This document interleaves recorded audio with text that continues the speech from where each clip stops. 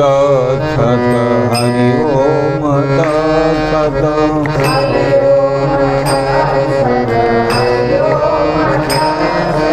हरि ओम तत्सत हरि ओम तत्सत महामंत्र है ये जपा कर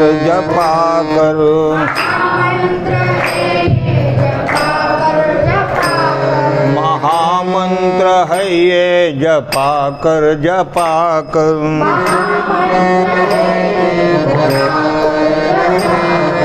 हरि ओम तत्सत हरि ओम तत्सत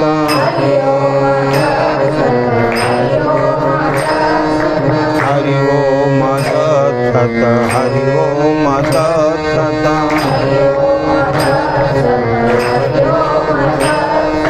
जब श्वास निकले भरा स्वर यही हो, जिधर देखे उधर सृष्टि में सही यही हो, यही केवल शांति और सुख का सरोवर। हरि ओम तत्सत हरि ओम तत्सत हरि ओम महामंत्र है ये जपा कर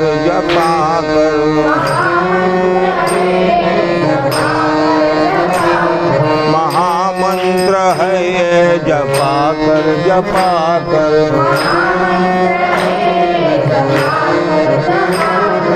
हरि ओम तत्सत हरि ओम तत्सत हरि ओम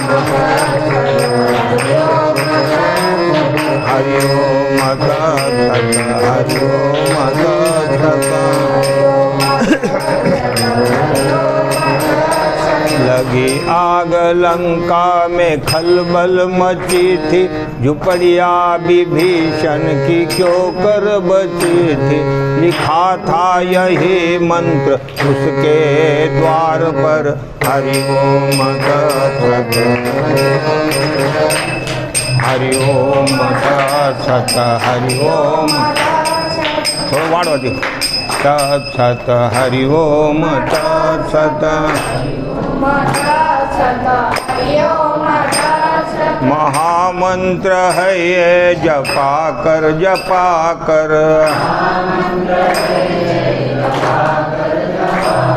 महामंत्र है ये जपा कर राव जा हरि ओम तत्सत हरि ओम तत्सत हरि ओम तत्सत हरि ओम तत्सत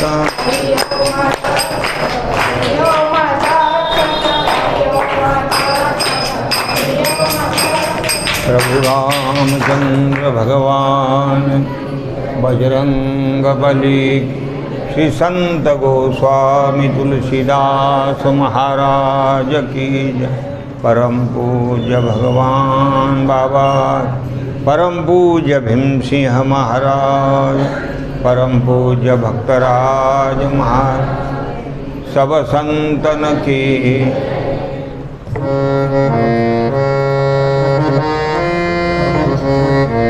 नीलाम्बुजश्यामलकोमलाङ्गं सीता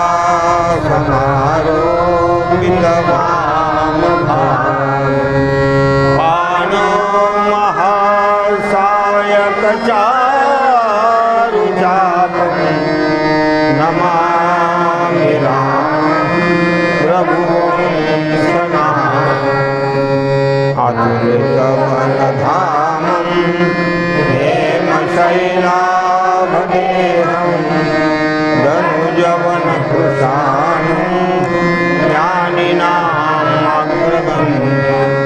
सकलगुणनिधानं वानराणां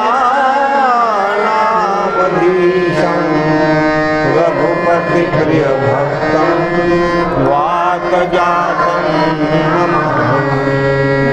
ब्रह्माम्भोधिसमुद्भवं कलिमलप्रध्वंसनं चाप्यं श्रीमच्छम्भुमुखेन सुन्दरमणे संशोभितं सर्वदा संसारामयभेषजं सुखकरं श्रीजानकीजीवनं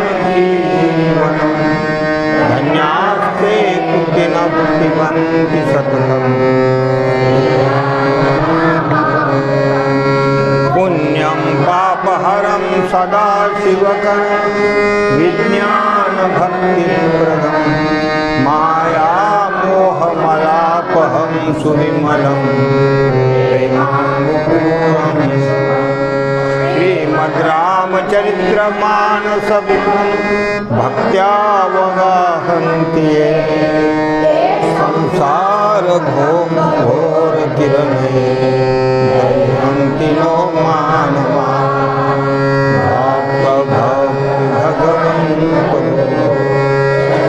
नाम बपुए इनके पगवंदन किए आसे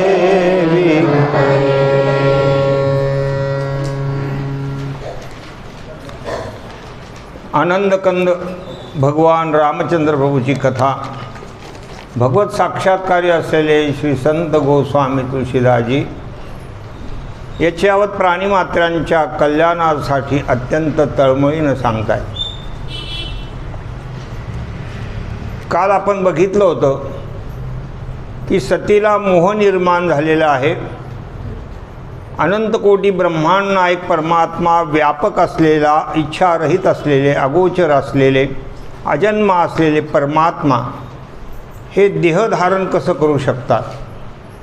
आणि विष्णू परमात्म्यानं जर देहधारण केला असेल तर तेच भगवान महादेवा एवढे काय आहेत, श्रेष्ठ आहेत. ते सुद्धा अंतर्यामी आहे, जगत चालक आहे, जगताचे पिता आहेत. मग ते नारी करता, स्त्री करता असा विरह का करतील, अशा प्रकारचा संशय सतीला निर्माण झाला होता. आणि भगवान महादेवाने सांगितलं की तू असं करू नको, सुनही सती तव नारी स्वभाव. किंवा तुझा हा स्त्री स्वभाव आहे. तर हा प्रत्येकाचा स्वभाव असतो. सगळ्या स्त्रियामध्ये ते आपल्याला स्वभाव दिसतील असं काही नसतं. कुटुंबामध्ये काही स्त्रिया असतात, प्रत्येक स्त्रियांचा स्वभाव वेगवेगळा असतो. सासूचा स्वभाव वेगळा, सुनेचा वेगळा, मुलीचा वेगळा, असा वेगवेगळा स्वभाव असतो. स्वभावातच घरोघरी मातीच्या चुली आहे ना, हे जी म्हण आहे ना, तो घरोघरी स्वभावाच्याच चुली आहेत.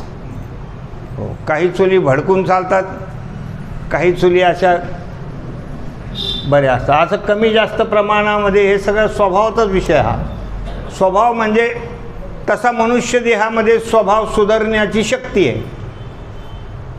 जसं आता जनावर आहे, पशु आहे, बैल आहे, गाय आहे, म्हैस आहे, त्यांना स्वभाव काय हेच कळत नाही ना. त्याच्यामुळे एखादी मारकी गाय असली ती मारकीच राहते, आहे की नाही. जसा त्यांचा जसं असेल तसं त्याच्यात काही त्यांना कळतच नाही. पशुदेहामध्ये काही कळत नाही. पण मनुष्याला ज्ञान आहे. म्हणून स्त्री असो पुरुष असो हे आपला स्वभाव बदलू शकतात. तसं काहीचा रागीट स्वभाव असतो, काहीचा कसा असतो प्रेमळ स्वभाव असतो. जसं आता प्रभू रामचंद्रांचा स्वभाव आहे, ते अगोदर हसतील नंतर बोलतील.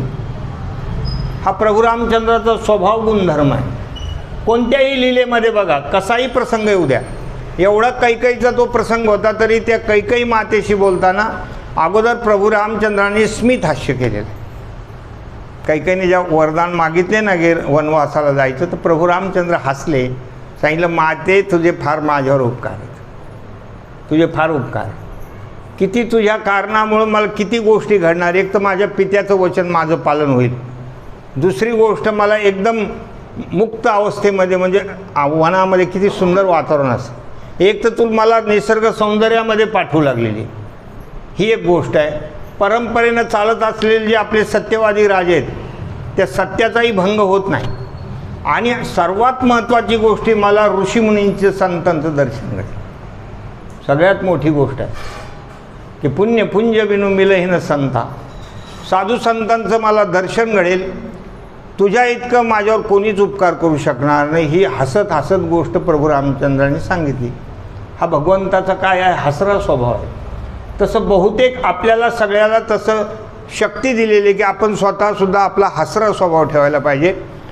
कुटुंब आहे त्याच्यामध्ये कमी जास्तपणा चालूच राहतो, पण त्या गोष्टीचा जर तुम्ही हसत हसत सामना केला तर त्याच्यामध्ये काय होतं, आपल्याला आनंद प्राप्त होतो. पण काहींचा स्वभाव बदलत नाही, काहींचा चंचल स्वभाव असतो, काहींचा आळशी स्वभाव.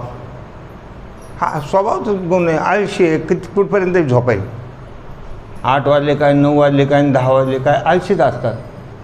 कशाचा बी आळस, कशाचा बी आळस. एक मनुष्य गेला दवाखान्यात गेला डॉक्टरकडे, ते जाऊन बसला. डॉक्टर साहेब म्हणजे तुम्हाला आठवतं का 2 वर्ष अगोदर मी तुमच्याकडे आलो होतो, मला ताप आला होता.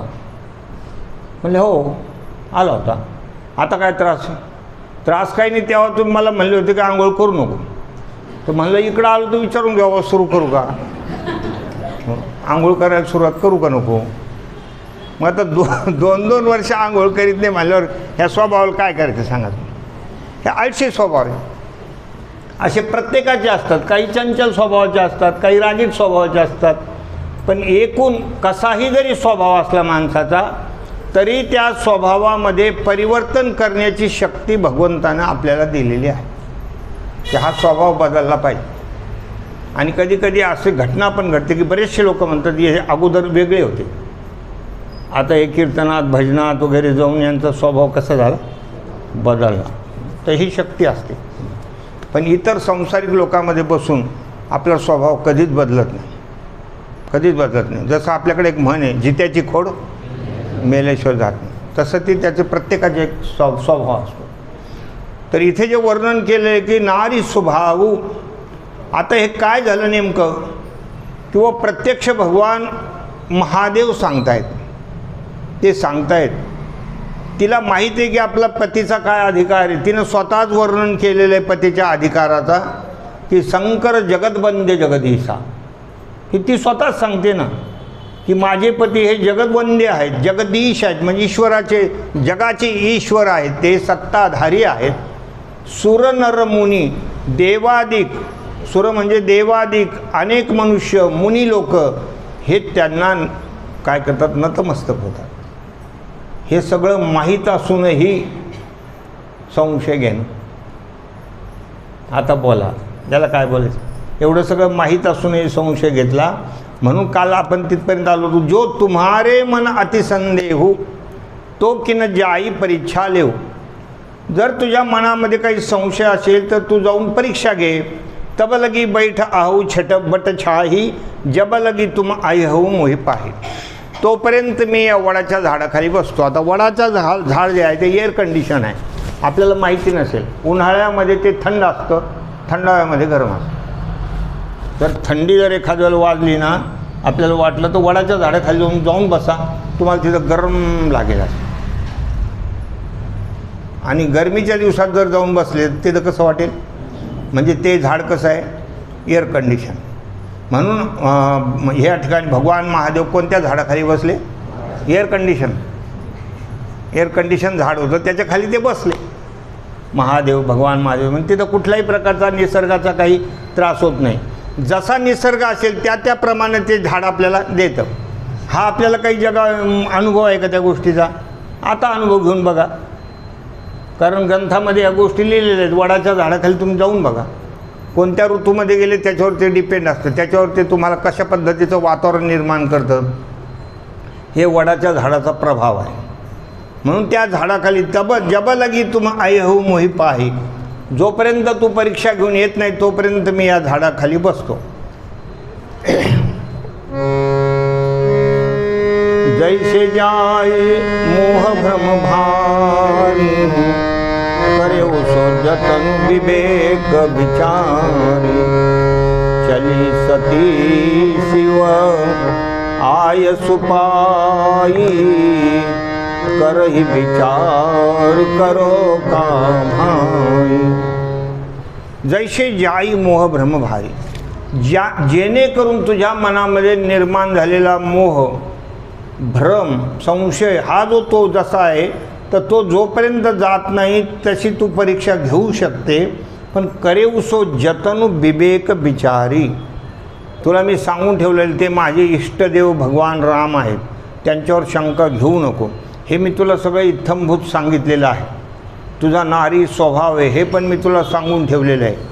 आता तुला परीक्षा घ्यायचं तुझ्या मनातून जर जातच नसेल तर विवेक विचारी, सत्सद विवेक, अगदी विचार करून परीक्षा घ्यायची बरं.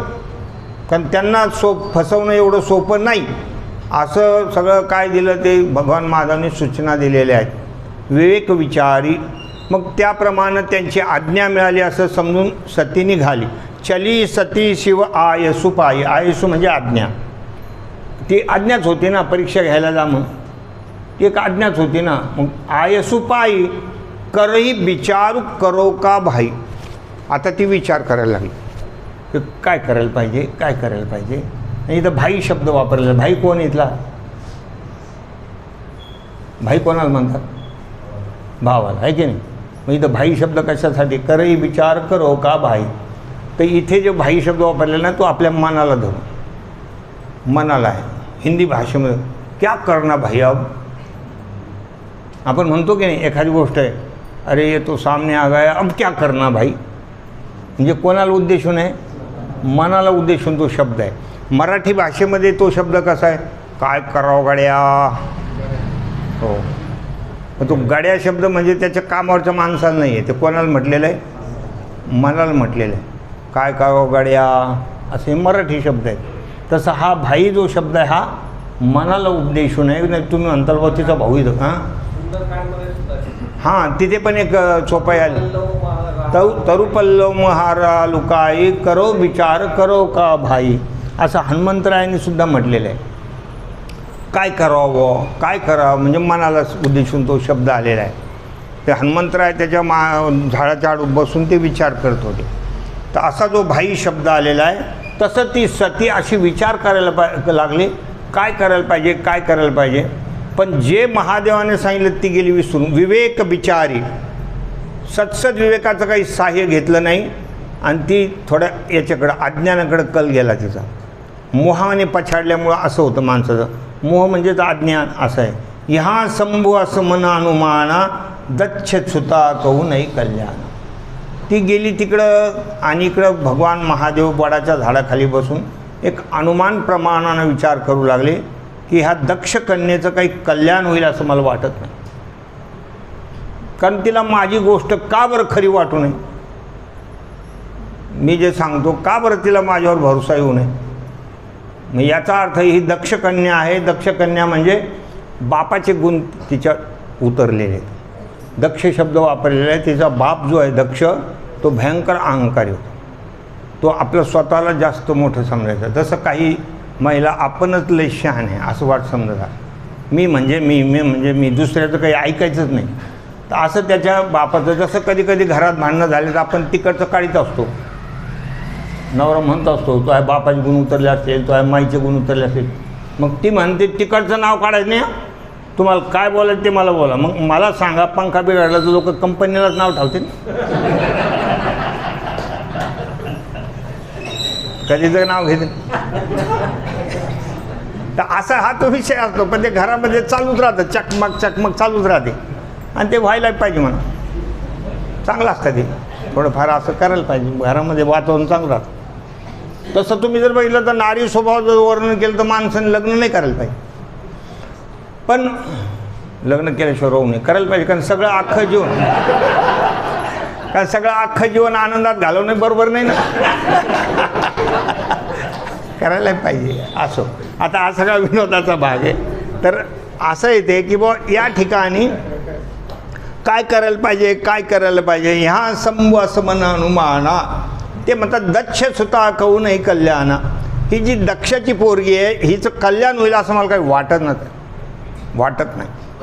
मोर येऊ कहे न संशय जाही विधी विपरीत भलाई नाही. विधी विपरीत आहे म्हणजे माझ्या सांगण्यानं सुद्धा हिचं मनातला हे जायला तयार नाही. मग सांगणारा कोण आहे? याचा विचार करायला पाहिजे की नाही?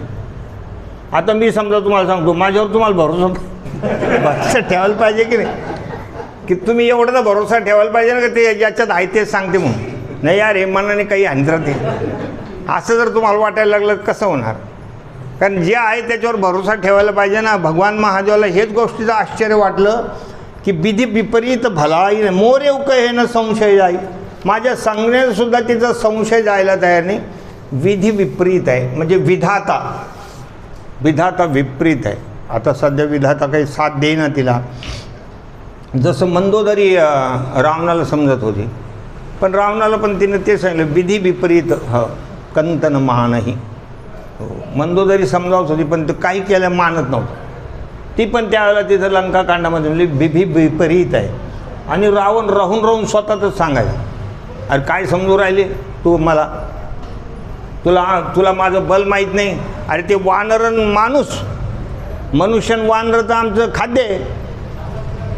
आमच्या इथं जेवढं काही माझं असेल ते सगळे त्यांना खाऊन टाकतील, ते तर आमचं खाद्य आहे. आणि तू काय भिवू राहिले असं कोणाला म्हणायला लागला तो रावण? मंदोदरी तुला कालच मी तुम्हाला सांगितलं होतं कशी होती आहे की नाही. तिनं असं केलं हो, असं केलं म्हणे तुम्ही म्हणता वानरन ते खाद्य आहे. आणि ते एक वानर आलं होतं, त्याने अख्खी लंका नगरी भोंगळी केली आणि त्यांना नाही तिथं चटके दिले. ते याच्याने शेपटानं सगळे आळदत होते म्हणे. तेव्हा तुम्ही कमून मग तुमच्या राजवाड्यात घुसून बसले. मग कमने बाहेर नाही का बाहेर आले नाही मग तुम्ही म्हणता ना आम्ही त्यांना खाऊन टाकू. ते तर एकच होतं. आता ते तर 18 पद मग कितीतरी जास्त वानर ते एकच आलं होतं. तेव्हा कुठं गेलं होतं म्हणे तुमचं तोंड? तेव्हा खाऊन टाकायला पण तेव्हा तर आता घराच्या बाहेर नाही का ना. हां अशी ती बोलली. हां मंदोदरी खतरनाक. म्हणून एखाद्या पोरीचं नाव मंदोदरी असलं तर स्वैरिक करताना विचार कर रे भाऊ.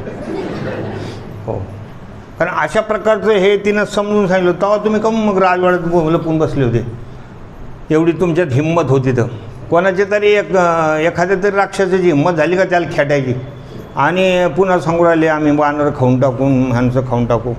मागून तर रावण ऐकायला तयार नाही. मग त्यावेळी ती म्हणली विधी विपरीत, विधाता विपरीत आहे म्हणे, काही कळत नाही काय करावं. त्याप्रमाणे या ठिकाणी भगवान महादेव सांगतात की विधाता बरोबर नाही काहीतरी नशीब. आता त्याला काय करणार? होई ही सोई जो राम रची राखा, को करी तरक बढ़ावय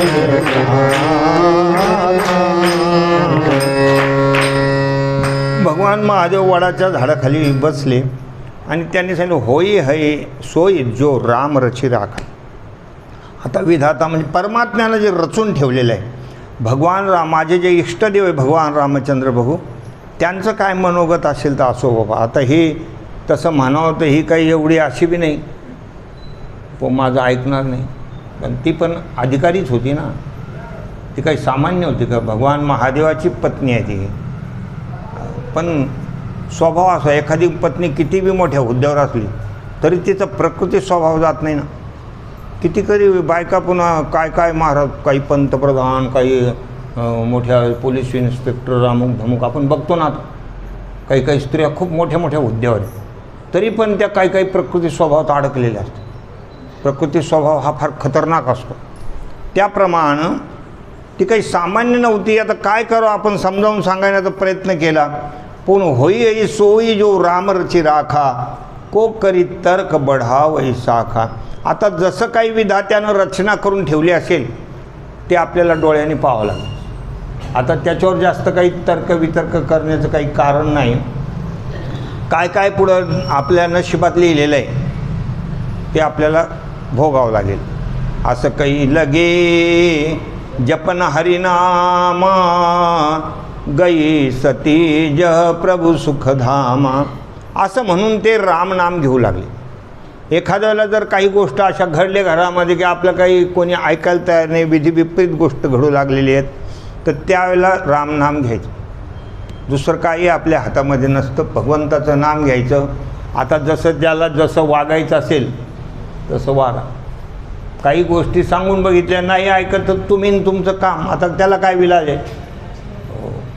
हे काय ते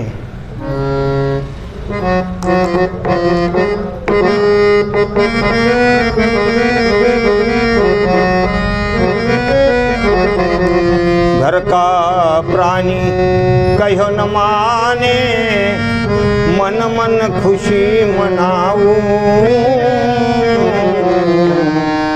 घर का प्राणी कहो न माने, मन मन खुशी मनाऊ. थारे इस मंगल विधान में मैं क्यों टांग अड़ाऊं. मारा नट राजा थारे नचायो नाचू. आता काय करणार, जसं आहे तसं. कोणी ऐकत नाही तर त्याला काय विलाज आहे. मन मन खुशी म्हणावं, नाविलाज म्हणले जाऊ द्या. आता भगवंताचं नामस्मरण करायला सुरू. गई सती ज प्रभू सुखधामा, म्हणजे त्या ठिकाणी गेले ते बसले. असं काही लगेच जपन हरिनामा नामस्मरण करू लागलेले.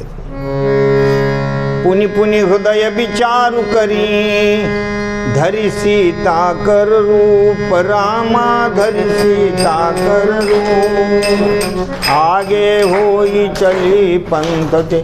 जही आवत नर भूप, सियावर रामचंद्र पद राम.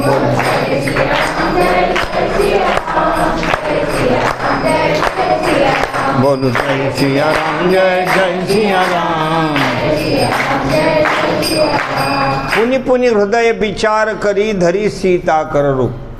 विनवी त्या ठिकाणी विचार केला केला केला, नेमकं यांना कसं फसवायचं. आता कशामुळे हे त्या ठिकाणी फसतील. व हे आपल्या मनात जो संशय आलेला आहे की हा फक्त राजपुत्र आहे, दशरथ राजाचा पुत्र, एवढंच फक्त जे काही भावना होती. नृपतनू म्हणजे राजाचा पुत्र. आणि जर हे त्या खरंच परमात्मा असतील तर हे मला ओळखून घेतील.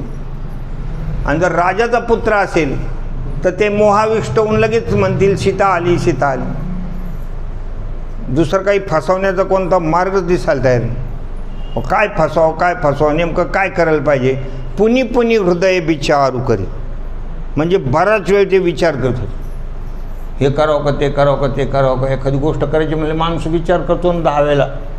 असं विचार करून करून पण तिकडं लक्ष नाही गेलं. विवेक विचारी महादेवाने सांगितलं सत्सद विवेकानं काम घ्या. तिकडं दृष्टी गेली नाही, इकडं मोहाकडं दृष्टी गेली. त्यांनाही सामान्य समजलं आणि मग विचार करून करून सीतेचं रूप घेतलं. धरी सीता कर रूप, आगे होई चली पंथ तेही जही आवत नरभूप. नरभूप म्हणजे त्या ठिकाणी राजाचे पुत्र जिकडून येत होते तर ती पुढे गेली. कारण मागे तर सगळा शोध घेतच आले होते. ते मागे सगळा शोध घे, मागे जाऊन काही फायदा होणार नाही म्हणून ती पुढून आली. म्हणजे असं समजा जसं आता आपण सिनेमामध्ये कधी कधी लोक बघतात की तिकडून हिरोईन पळत येऊ राहिली, इकडून हिरो चालला असं दाखवतात. दृश्य पाहिलं असं ना असं कधी, तिकडून पडू राहिली हे इकडून पडू राहिला. हो, तर तसं ते दृश्य होतं. म्हणजे तिकडून आली अशी. धरी आगे असं वरून आलं. जली पंथ तेही जेही आवत नरभूप, लक्ष्मण दीख उमाकृत बेशा, चकित भये भ्रम हृदय विशेषा. तसं लक्ष्मणानं आणि प्रभू रामचंद्रानं एकदाच पाहिला. असं या रामायणामध्ये दोघांची नजर एकदाच गेली तिच्यावर, असं या रामायणामध्ये उल्लेख आहे. भावार्थ रामायणामध्ये असं आलं आहे की रामनाथ महाराज सांगतात ती पुढं यायची, इकडून यायची, तिकडून यायची, भगवान इकडून तोंड करून घ्यायचे, पुन्हा समोरून यायचे, असं भावार्थ रामायणामध्ये. पण ते दुसऱ्या एखाद्या कल्पातली ती कथा असेल. पण ह्या ज्या कल्पातली ही जी कथा आहे याच्यामध्ये असं दाखवलं की दोघांची नजर एकदाच गेली तिच्यावर. समोरून येत होती ना, म्हणजे असं डोळ्यासमोर आल्यानंतर दोघांची नजर गेली. तर पहिल्यांदा फटकन लक्ष्मणानं पाहिलं, पण लक्ष्मण हे सगळीकडे अवलोकन करणारे ते बॉडीगार्ड होते ना. बॉडीगार्डचं काम काय सांगा तुम्ही. जे आता पंतप्रधानांच्या यांच्या मागे असतात ते, त्यांच्या नजर कशा असतात तुम्हाला अशा प्रकारे बघत राहा. हे नजर म्हणजे सगळीकडे कुठून काही धोका आहे का, कुठून काही धोका आहे का. तसं हे कोण होते लक्ष्मण. बॉडीगार्ड होते ते, त्यांची नजर जास्त म्हणून त्यांनी पटकन पाहिलं की कुठून काही आहे का. ते संरक्षण म्हणजे काम सामान्य होतं काय, ते काही सामान्य काम नव्हतं. लक्ष्मण दीख उमाकृत वेशा चकित भये भ्रम हृदय विशेषा. उमाकृत वेशा म्हणजे उमानं हे काहीतरी दुसरंच वेश घेतलेलं आहे. उमाकृत म्हणजे उमाकृत आहे, तिच्याकडून झालेला हा चुकीचा प्रकार, याचा त्याचा अर्थ असा आहे. उमाकृत, उमा म्हणजे भगवान महादेवाची पत्नी. तिला 2, 3, 4 नाव आहेत. उमा आहे, पार्वती आहे, सती आहे, अशा प्रकारचे वेगवेगळे नाव आहेत उमा. तर कदाचित भगवान महादेवाचं कसं एखाद्या वेळेस काही नाव असेल त्यांनी ठेवलेलं असेल का, वेगवेगळ्या प्रकारचे नाव असतात. ते ज्याप्रमाणे एक नाव भगवान रामचंद्र प्रभूचं होतं ना, सुंदरकांडमध्ये आहे ना, तर करुणा निधान, सीतेने ठेवलं होतं नाव भगवान रामचंद्र प्रभूचं. ते गुप्त नाव होतं, ते काही असं जगासमोर प्रकट करण्याचं नाव नव्हतं. त्याप्रमाणे असेल एखादं ते उमाकृत वेशा. तर हे जे उमानं घेतलेला हा नाटकी वेश आहे. चकित भये भ्रम हृदय विशेषा. थोडे आश्चर्यचकित झाले, मनामध्ये थोडा भ्रम निर्माण झाला की का बरं घेतला असेल हा वेश, हा वेश का घेतला असेल, काय भानगड झाली, अशा वेशा तिकडं का आले, नेमकं काय घडलं असेल, काही दोघाचं काही खटकलं काय, असं वाटतं ना माणसाला. कधी कधी बघा एखादी मुलगी इकडं माहेराला जास्त कमी राहिली, कमून इतके दिवस आजूबाजूच्या लोकाला म्हणजे ज्याची त्याला नाही चोपण शेजाऱ्याला झोप, असे बरेच असतात. लक्ष्मण ओळखला. मग याच्यात या रामायण काही रामायणामध्ये असेल पण दुसऱ्या या रामायणामध्ये असं आहे की लक्ष्मण दिक चकित भये भ्रम हृदय विशेषा. ते थोडे आश्चर्यचकित झाले की हे कसं काय घडू लागलं, काय झालं, काही कळायला त्यांनी. काही न सकत कछो अतिगंभीरा. परंतु ते काही तोंडानं बोलून दाखवलं नाही त्यांनी, पण थोडेसे गंभीर झाले. मग नेमकं गंभीर कधी होतो मनुष्य, कधी असं मनात असं वाटतो की हे असं कसं काय झालं, हा उमा म्हणजे यांनी हा वेश का घेतला, सीतेचं रूप का घेतलं, अशा प्रकारे थोडे गंभीर झाले ते. प्रभू प्रभाव जानत मती धीरा. तरी पण ते त्याच्यावर काहीच बोलले नाही, कारण त्यांना आपल्या प्रभूचा स्वभाव माहिती होता. ते प्रभू प्रभाव जानत हो मै प्रभूपणा तोरा सवय. म्हणजे प्रभू भगवंताला ते जाणत होते. जानऊ मती धीरा. ते असं त्याच्यामुळे त्यांनी आपली बुद्धी स्थिर ठेवली, काहीच बोलून दाखवलं नाही, काहीच बोलून दाखवलं नाही. त्यांनाही थोडं वाटलं, पण म्हणले आपले बंधू आहेत, ते प्रभू आहेत, सत्ताधीश आहेत, सर्वज्ञ आहेत, त्यांना सगळं काही कळतं. सती कपटू जाने उसुर स्वामी सबदर्शी सब अंतर्जामी. पण या सतीनं कपटानं हा वेश घेतलेला आहे. हे देवादिकाचे सुरस्वामी म्हणजे देवादिकांचे स्वामी भगवान रामचंद्र प्रभू, सर्व देवांचे देव.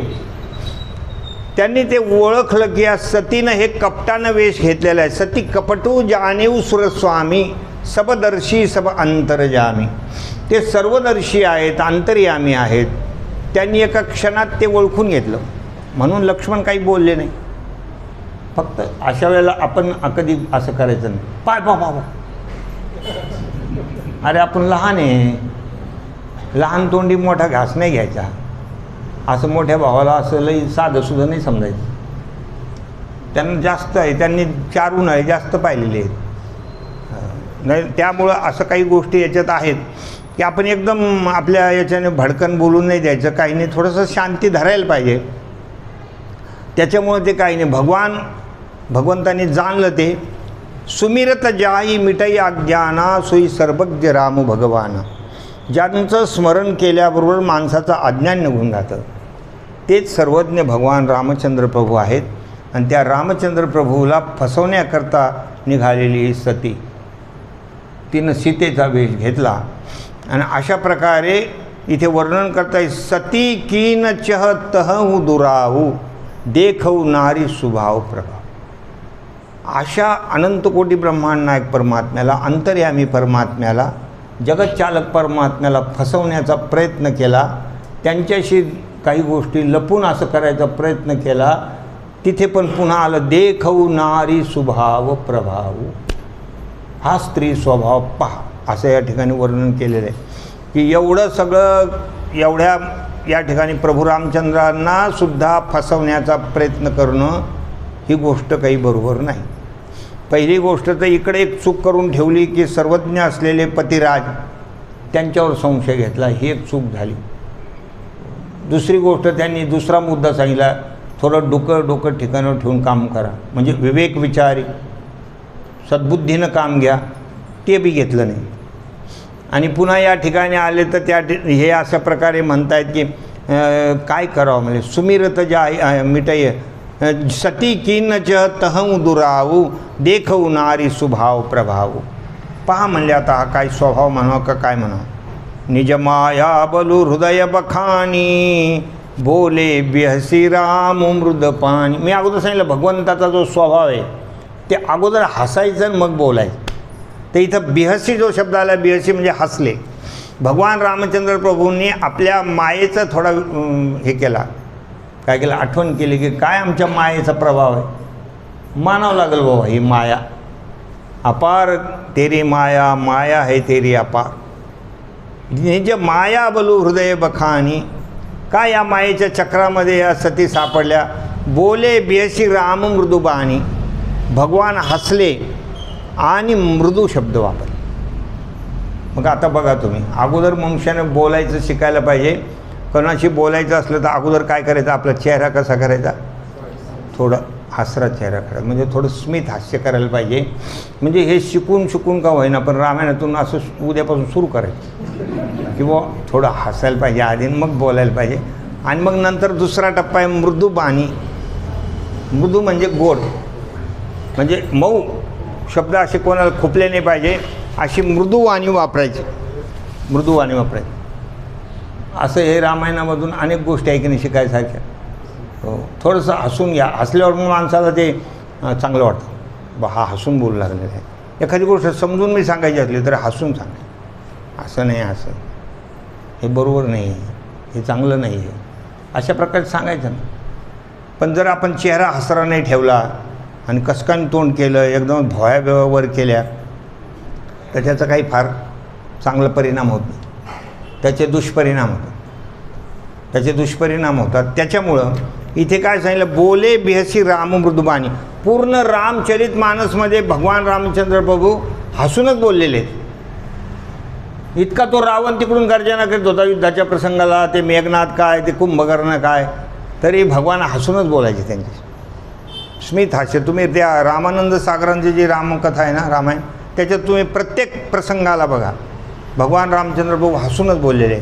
एवढे परशुरामजीचा जीव ताळी गेला होता, तरी पण भगवान रामचंद्र प्रभू, अहो बालक है, वो दूध मुहा बालक है, महाराज आप बहुत बड़े हो, ऐसा नहीं करो, बच्चा है, बच्चे से गलती होती है, असं ते बोलताना सुद्धा हसूनच बोलले. म्हणून प्रभू रामचंद्राचं आपण नुसतं नाव घ्यायचं नाही. भगवान रामचंद्र प्रभूचा जो काही स्वभाव आहे, त्या स्वभाव आपल्या अंगामध्ये मुरला पाहिजे. तो स्वभाव मुरला पाहिजे की ते आपण बघायचं त्यांच्या चरित्रामध्ये. बोले बेहसी राम मृदुबाणी, थोडे हसले एकदम मृदू शब्दामध्ये आणि बोलले ते. जोरी पानी प्रभू कीन प्रणामो, पिता समेत लीन निज नामो. भगवंताने हात जोडले अगोदर त्यांना. तसं तर पायावर डोकं ठेवलं असतं भगवंताने, पण तिनं रूप कशाचं घेतलं, सीतेचं घेतलं आहे. म्हणून पतीनं पत्नीच्या पायावर डोकं ठेवायचं नाही. कितीही राग आला तर तो पाय पडतो असं नाही म्हणायचं. तो आता गप लागलं तो पाय पडतो असं नाही म्हणत. किती बी राग येऊन द्या, किती राग येऊन द्या, कारण तो धर्म नाही आपला. पतीचा धर्म पाया पडून घेण्याचा आहे, पाय पडून घेण्याचा आहे, पाय पडायचं धर्म नाही आहे. तर अशा प्रकारे भगवान रामचंद्र प्रभू पाया पडले असते, पण तिनं घेतलेलं जे रूप आहे ते भगवंतानं ओळखलं. पण हात का जोडले, तर पार्वती माता ही माझ्या स्वामीची पत्नी आहे, ही माझ्या इष्टदेवाची पत्नी आहे, म्हणून हात जोडले. जोरी पाणी पाणी म्हणजे हात, पाणी म्हणजे हे नाही, कारण हिंदी शब्द आहे ते. तर कोणी म्हणून याच्यात पाणी कसं का, एखाद्या जवळ आणलेली बाटली घेऊन पिईन म्हणजे पाणी प्यायचं सांगितलं चला असं. जोरी पाणी म्हणजे हात जोडून कीन प्रणामो, असं प्रणाम केला. पिता समेत लीन निज नामो. नंतर सुरुवातीला भगवान एकदम हसत हसत बोलले की मी अयोध्या नरेश राजा दशरथाचा मुलगा आहे, राम माझं नाव, असं सांगितलं. का बरं असं सांगितलं? मी राम आहे असं आहे तसं आहे असं नाही, कारण आपण मोठे नाही, आपले वडील मोठे. आपल्या वडिलांचं नाव आधी घेतलं, नंतर मी त्यांचा मुलगा आहे, अशा प्रकारे ते सांगायला पाहिजे.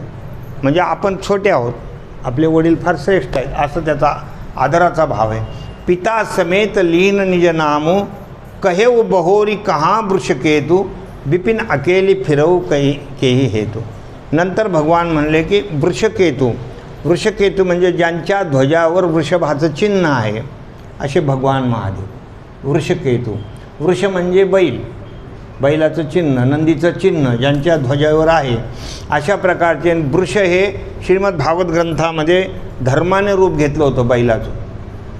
धर्मानं म्हणजे ज्यांच्या हातामध्ये धर्माची ध्वजा आहे त्याला वृषकेतू म्हणतात. धर्माची ध्वजा आहे म्हणजे तिथं कुठल्याही धर्माला सोडून गोष्ट नाही, याकरता वृषकेतू शब्दाचा वापर केला. आणि त्यांनी जे तुम्हाला सांगितलेलं ते सगळं धर्मानुसारच होतं, तो तुम्ही धर्माला सोडून इकडं कशा आला? म्हणजे तुम्ही अधर्माकडे तुमची प्रवृत्ती झालेली. तिथं सगळं योग्यच होतं त्यांनी सांगितलेलं, कारण त्यांच्या हातामध्ये कशाची ध्वजा आहे? धर्मध्वजा आहे, म्हणून ते नाव मुद्दाम ठेवलं. नाही तर महादेवनं कुठे गेलेन, शंकर कुठे गेलेन, असे बरेच नाव आहेत ना भगवान महादेवाला, पण ते न सांगता कोणत्या नावाचा उल्लेख केला? वृषकेतू. वृषकेतू म्हणजे धर्मध्वजा ज्यांच्या हातात आहे. कहेऊ बहोरी कहाँ वृषकेतू, बिपिन अकेली फिरवू केही हेतू. आणि या ठिकाणी या अरण्यामध्ये का फिरतायत? एकट्या का फिरतायत?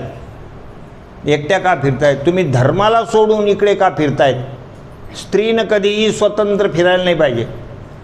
स्त्री ही कधीच स्वतंत्र नाही पाहिजे, कधीच स्वतंत्र नाही पाहिजे. स्त्रियासाठी पुढं अरण्यकांडामध्ये काही उपाय आलेले आहेत स्त्रियांच्या धर्मासाठी. स्त्री ही ज्या वेळेला त्या ठिकाणी छोटी असते त्यावेळेला पित्याचं त्याच्यावर काय पाहिजे? पित्याचं रक्षण पाहिजे, ती स्वतंत्र नाही पाहिजे. लहानपणामध्ये मुलीला पित्याचं रक्षण पाहिजे, तरुणपणामध्ये पतीचं रक्षण पाहिजे, वृद्धापकालामध्ये मुलाचं रक्षण पाहिजे. मुलांचं तिच्याकडे लक्ष पाहिजे. जिमी स्वतंत्र ही बिगरही नारी, असे अरण्यकांडामध्ये एक सोपं आहे. ते कशामध्ये? त्या याच्यामध्ये आलेलं आहे बघा. भगवान प्रवर्षण पर्वतावर राहिले ना, त्यावेळेला जो पाऊस आला होता त्याच्याने ते असे गढूळ पाणी खळखळा व्हायला राहिले, तर त्याच्यात ती चोपाई आलेली की असं गढूळ पाणी कसं दिसू राहिलं म्हणले, कुणकडे बी चाललं आहे, त्याच्यात टाकलं जिमी स्वतंत्र ही बिगरही नारी. त्याप्रमाणे स्वतंत्र जर नारी असली तर ती बिघडून जाते, असं ते त्याच्यात उल्लेख केलेला आहे. म्हणून नारी ही जी आहे ती स्वतंत्र नाही पाहिजे, तिच्यावर कोणाचा तरी अंकुश पाहिजे, कोणाचा तरी अंकुश पाहिजे, नाही तर ती बिघडून जाते. चुकीचा पाऊंड काहीतरी होऊन जातं जीवनामध्ये. म्हणून आता जे आपण म्हणतो ना फ्रँकली जे बोलतात ना लोक, आमच्या घरात कसं वातावरण आहे, फ्रँकली वातावरण, तसं नाही पाहिजे. तिच्यावर कोणाचा तरी अंकुश पाहिजे, कोणाचा तरी अंकुश पाहिजे. घरामध्ये काही संस्कारित लोकांनी संस्कार टाकायला पाहिजे.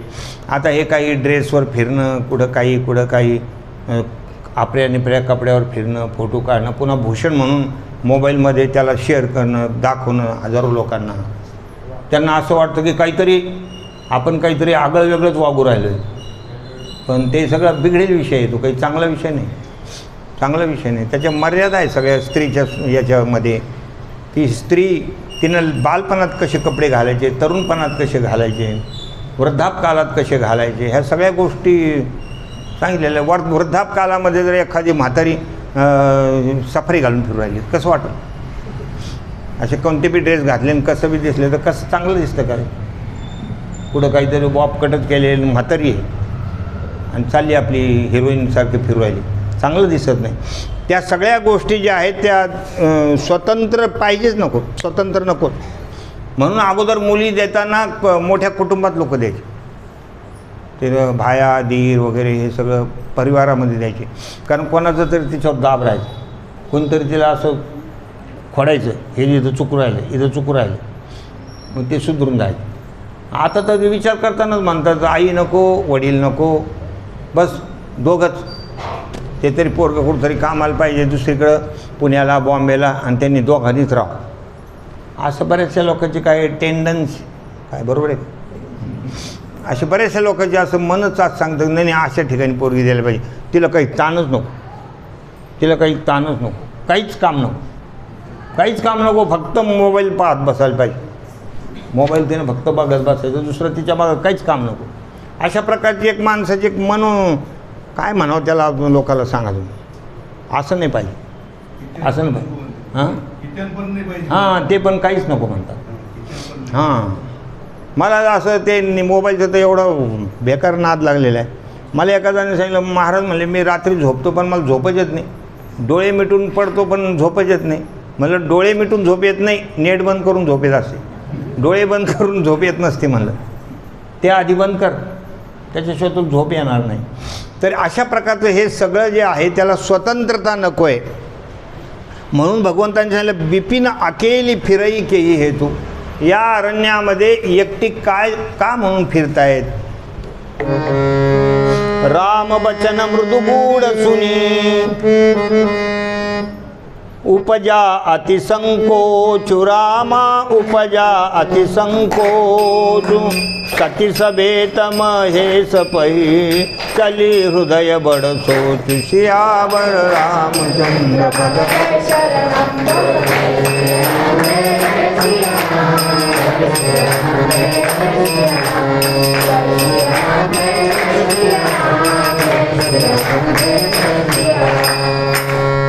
ज्या वेळेला प्रभू रामचंद्राने नमस्कार केला, स्वतःचा परिचय दिला आणि वृषकेतू नाव घेतलं की धर्माची ध्वजा धारण करणारे भगवान महादेव, पतिराजांना सोडून तुम्ही एकट्या अरण्यामध्ये का फिरतायत, याच्यातल्या एका तरी प्रश्नाचं उत्तर तिनं द्यायला पाहिजे, द्यायला पाहिजे की नाही. एकदम खजील, एकदम आईस्क्रीमच झालं महाराज, थंडगार, एक शब्दसुद्धा त्याच्यावर उत्तर दिल्या नाही त्याने, काहीच उत्तर दिलं नाही. राम वचन मृदू वचन आहे, ते पण गूढ, ते गूढ वचन आहे, त्याच्यातल्या अनेक गोष्टी सांगण्यासारख्या आहेत. सुनी उपजा अतिसंकोच, कारण ती भगवान महादेवाची पत्नी होती, ती काही अशी सामान्य नव्हती, तिला सगळं लक्षात येऊन गेलं की यांना काय काय म्हणायचं नाही, की वृषकेतूमधून यांनी हा शब्द का वापरला, तर तुम्ही धर्मध्वजेचा अपमान केलेला आहे. त्या गूढ शब्द होते ना ते, की तुम्ही हे काम बरोबर केले नाही हे बी सांगितलं, पुन्हा स्त्रियांनी एकटे फिरू नये हेही सांगून दिलं. बोलायला जागाच कुठे शिल्लक होती, उत्तर द्यायला जागाच शिल्लक नाही ना, एवढे ते गूढ शब्द होते. म्हणून इथं सांगितलं मृदू गूढ सुनी उपजा अतिसंकोच, एकदम संकोचित झाल्या, एखाद्या फुलानं जसं असं काय म्हणतं मुरझून जावं, कोमेजून जावं, अशा प्रकारे एकदम कोमेजून गेला चेहरा त्यांचा. सती सभीत महेश पही, चली हृदय बडसो, ते अत्यंत भयभीत झाली ती सती. एकाही प्रश्नाचं उत्तर दिलं नाही की लगेच मान वळवली, लगेच मान वळवली. भगवंतानी पण ती अपेक्षा केली नाही की मी एवढे 2-4 प्रश्न विचारले पण सतीने एकही उत्तर दिले नाही. भगवंताच्याही लक्षात आलं की उत्तर कसं देणार, सगळंच बिंगच उघडं पडलं ते, सगळ्याच गोष्टी झाल्या. त्याच्यामुळं ती तिकडं तोंड करून लगेच भगवान महादेवाकडे गेली, पण चिंता गेली नाही ना, चिंता गेली नाही. पण तिकडं जाऊन का सांगा, आपण तर चुकून ठेवलं आहे, आपण तर सगळं चुकून ठेवलं आहे. आता तिकडं जाऊन काय बोलावं, कारण ते बी काही साधे नाही ना. आणि त्याचं वर्णन प्रभू रामचंद्रांनी सांगितलं, ते वृषकेतू आहेत, त्यांनी धर्माची ध्वजा हातात घेतलेली आहेत, ते काही सामान्य नाही. पण त्यांनी बी मला चांगल्या गोष्टी शिकवल्या होत्या की ते माझे इष्टदेव आहे, तू नको हे करू, ऋषी सिद्धमुनी त्यांचं पूजन करतात, यांच्याबद्दल मला त्यांनी सगळं सांगितलेलं असताना काय म्हणावं मला, काय येडीचं डोकं. असं कधी कधी महिला म्हणतात, कधी कामं करता करता गडबडीत तेल सांगून होतं काय बुवा म्हणा या येडीला, अशा प्रकारे ते त्यांचं त्यांनाच म्हणत असतात. कसंच डोकं काम करेना, काही कळायला तयार नाही. हो. इकडं एक गोष्ट करायला गेली, इकडं दूधच काय उतू गेलं आहे, इकडं अमुकच झालं तमुकच झालं, अशा प्रकारचं ती स्वतः म्हणाली. आता करावं तर काय करावं म्हणजे तिकडे चिंता निर्माण झाली. सती सभीत महेश पै चली हृदय बड सोचो. तिकडं चालली. आता दुसरीकडे जायचं तर काही कारणच नव्हतं, पर्यायच नव्हता, कारण त्यांनीच पाठवलेले आणि ते वडाच्या झाडाखाली बसलेले आहेत एअर कंडिशनमध्ये, ते वाट पाहू राहिले आहे की नाही, सतीची वाट पाहू राहिली. वाट पाहायलाच पाहिजे ना, एखाद्या कामाला काही गेली तर पत्नी एखाद्या वेळी बाहेर बसावं लागतं, वाट पाहावं लागतं. किंवा आता हे झाला मॉलमध्ये घुसले, बाहेर बसायचं कुठंतरी, येईल मग काहीतरी घेऊन. अशा प्रकारे ते झाडाखाली वटवृक्षाखाली बसले होते, वाट बघत होते आणि ही चिंतित झाली. मै शंकर कर कहाण माना निज अज्ञानुराम पराना. मी माझ्या पतीचं ऐकलं नाही असं मनात विचार करायला लागली. माझ्या ठिकाणी झालेलं अज्ञान आहे, मी त्या रामप्रभूला साधा याचा राजाचा पुत्र समजले, ही माझ्याकडून चूक झाली, पश्चाताप झाला.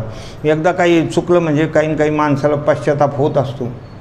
जाई उतरू अब देह कहा उर उपजा अति दारुण राहा. आता तिथं जाऊन मी त्यांनी जेव्हा मला विचारलं की कसं काय पेपर गेला, आता मी काय सांगू, परीक्षा द्यायला गेली ना, तर माझ्याकडून एक बी प्रश्न नाही सुटला, असा कोराच पेपर. कोरा पेपर गेल्यावर काय केलं, आमचा एक मित्र होता, त्याला काहीच येत नव्हतं, त्याने कोराच पेपर ठेवला, शेवटच्या ओळीत लिहिलं, जर मला मार्क नाही दिले तर मी तुम्हाला मध्ये कुठंतरी धरून हाणीन असं. हो, मला पास व्हायपुरते चुपचाप मार्क द्या, नाही तर मला बेकार काम आहे असं त्यांनी लिहिलं. काय करावं, त्याला काढावं लागलं 35%वर, आणि त्यांनी दमदाटी दिली ना त्याच्यात. हो, अशा प्रकारे काहीच न लिहितासुद्धा असं काही काही गोष्टी होतात. तर हे जे आहे, तर पेपर सगळा कोराच गेला, एक बी प्रश्न सुटला नाही. आणि अशी स्थिती झाली. तिथं मी काय सांगणार आता, जाई उतरू दे अब देह काहा उर उपजा अति दारुण दहा. खूप दारुण दुःख झालं, त्या दुःखाचं वर्णन शब्दात करता येणार नाही. जाना राम सती दुःख पावा निज प्रभाव कछु प्रगटी जनावा. तिकडं तोंड करून जरी त्या निघाल्या, ते प्रभू रामचंद्रांना इकडं अंतर्यामी असल्यामुळं कळून गेलं की हे सगळं माझ्या प्रश्नानं त्या खूप दुःखी झालेल्या आहेत, सगळ्या हृदयामध्ये त्यांच्या कालवा झालेले. आणि हे भगवंताला त्याचीसुद्धा दया आली. आपण असं विचारायला नव्हतं पाहिजे. पण आता काय खरं सांगा, भगवंताचा स्वभाव खूप प्रेमळ आहे. ते म्हणतात आपण हे प्रश्न केले त्याच्यामुळे त्या दुःखी झाल्या, काय करावं आता, इथं काहीतरी शांती प्राप्त होण्याकरता काहीतरी करावं लागेल. सती दीख कौतुक मग जाता आगे रामू सहित श्री भाता. म्हणून त्यांच्या मनाला शांती प्राप्त व्हावी म्हणून भगवान रामचंद्र प्रभूनं त्यांना असं दाखवलं की त्यांना समोरच्या बाजूला राम लक्ष्मण सीता दिसू लागले. म्हणजे ज्या वेशात त्या होते, ते सगळ्या वनवासात ज्या वेशाने ते निघाले होते ना, त्या वेशामध्ये त्यांना तिघही दिसू लागले, राम लक्ष्मण सीता, एकदम प्रसन्न मनानं चाललेले. आगे राम सहित श्री भ्राता, राम सीता लक्ष्मण असे सगळे दिसले. फिरी चितवा पाछा प्रभू देखा. ती म्हणली मी तर पुढे आले, इकडं समोर कसं काय दिसू राहिले, ते तर मागे आहेत माझ्या, म्हणून तिनं मागे वळून पाहिलं. फिरी चितवा पाछा प्रभू देखा सहित बंधुसिय सुंदर वेशा. मागे पाहिलं तरी राम लक्ष्मण सीता आहे, पुन्हा इकडं पाहिलं तेच. काय भानगडे, भगवंतांनी तो आपला सगळं ऐश्वर्य दाखवलं, प्रभाव दाखवला की त्यांना हे समजून दिलं की भगवान सिया राममय सगळीकडे माझंच स्वरूप नटलेलं आहे, पूर्ण विश्वात मीच आहे नटलेलो. हे सगळं दाखवण्यासाठी मागे ते दिसलं. जह चितवईत प्रभू आसीना, ज्याप्रमाणे त्या गवळणीला झालं होतं ना, हो, कहाँ पग डारू देखे अनेरा देखे तो सब वही नाही गेला. ती पण ती गवळण खूप आश्चर्यचकित झाली होती ना. तुकोबाराने तिला विचारलं होतं ना, तुला सगळीकडे कृष्ण भगवान दिसू लागले, तर तुला काही भीती वगैरे वाटली का? हो. तर ती म्हणले नाही नाही.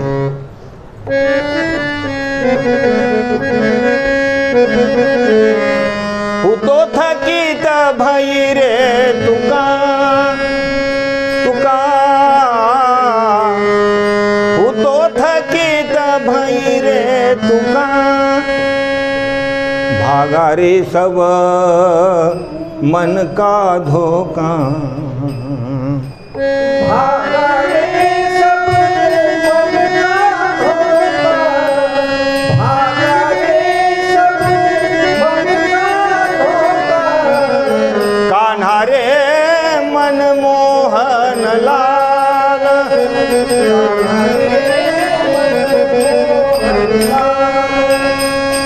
होतो थकीत भैरे तुका, मी आश्चर्यचकित झाले का कहाँ पगडारू देखा नेरा, देखे तो सवोही ने घेरा.